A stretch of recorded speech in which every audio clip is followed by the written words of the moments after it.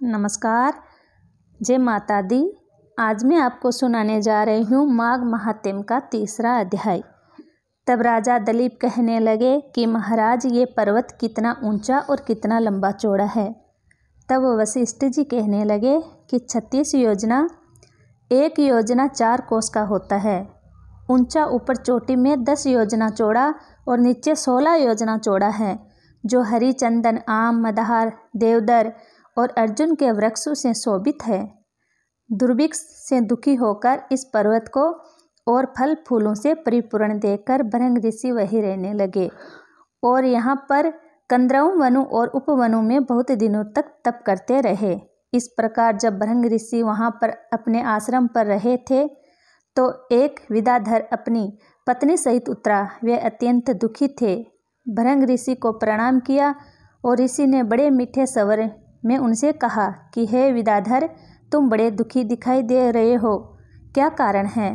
तब विद्याधर कहने लगा कि महाराज, पुण्य के फल को पाकर, स्वर्ग पाकर तथा देव तुल्य शरीर पाकर भी मेरा मुख वैराग्य जैसा है।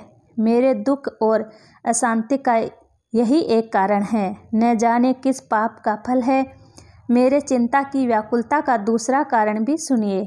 मेरी पत्नी अति रूपवती, मीठा वचन बोलने वाली, नाचने और गाने की कला में अति प्रवीण, शुद्ध चिंता वाली, 7 सुरों वाली, वीणा बजाने वाली, जिसने अपने कंठ से गाकर नारद जी को प्रसन्न किया, नाना स्वरों के नाद से वीणा बजाकर कुबेर को प्रसन्न किया, अनेक प्रकार के नाच ताल से शिव जी को प्रसन्न किया और रोमांचित हुए शील, उदारता, रूप तथा यौवन में स्वर्ग की कोई अप्सरा भी इस जैसी नहीं है।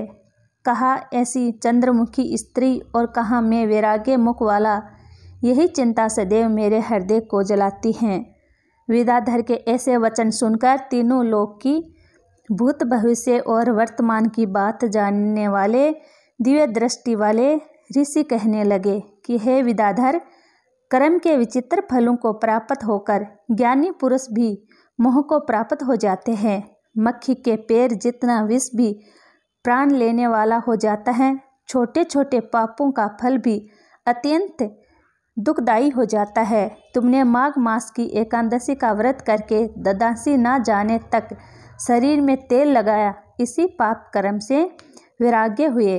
एकादशी के दिन उपवास करके ददासी को तेल लगाने से राजा पूर्वा ने भी कुरूप शरीर पाया था। तब वह अपने कुरूप शरीर को देखकर दुखी होकर हिमालय पर्वत पर देव सरोवर के किनारे पर गया।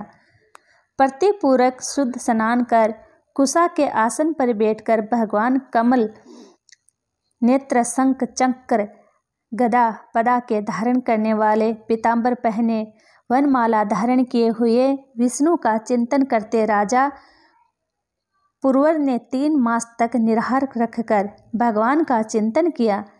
इस प्रकार 7 जन्मों में प्रसन्न होने वाले भगवान राजा के 3 महीने के तप से ही अति प्रसन्न हो गए और माघ की शुक्ल पक्ष की एकादशी को प्रसन्न होकर भगवान ने अपने शंख के जल से राजा को पवित्र किया। भगवान ने उसके तेल लगाने की बात याद दिलाकर सुंदर देवताओं का सा रूप दिया, जिसको देखकर उर्वशी भी उसको चाहने लगी और राजा कर्तव्य करते होकर अपनी पुरी को चला गया। भृंग ऋषि कहने लगे कि हे विद्याधर, इसलिए तुम क्यों दुखी होते हो? यदि तुम अपना ये राक्षसी रूप छोड़ना चाहते हो तो मेरा कहना मानकर जल्दी ही पापों को नष्ट करने वाली हेमकुंड नदी में माघ में स्नान करो, जहाँ पर ऋषि सिद्ध देवता निवास करते हैं। अब मैं इसकी विधि बताता हूँ। तुम्हारे भाग्य से माघ मास आज से 5वें दिन ही आने वाला है। पौष शुक्ल एकादशी से इस व्रत को प्रारंभ करो। भूमि पर सोना जितेंद्रिय रहकर दिन में 3 समय स्नान करके महीना भर निराहार रहो। सब भोगों को त्याग कर तीनों समय भगवान विष्णु का पूजन करो। जब तुम ददासी को शिवजी स्तोत्र और मंत्रों से पूजन करोगे तो तुम्हारा मुख देखकर सभी चकित हो जाएंगे और तुम अपनी पत्नी के साथ सुखपूर्वक क्रीड़ा करोगे। माघ मास के प्रभाव को जानकर सदा माघ में स्नान करो।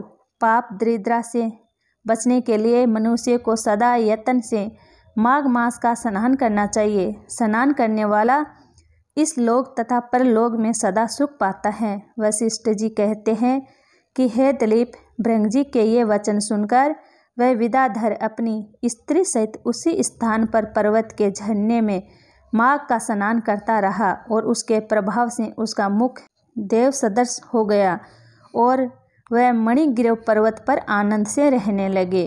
भृंग जी भी नियम की समाप्ति पर शिष्यों सहित ईवा नदी के तट पर आ गए।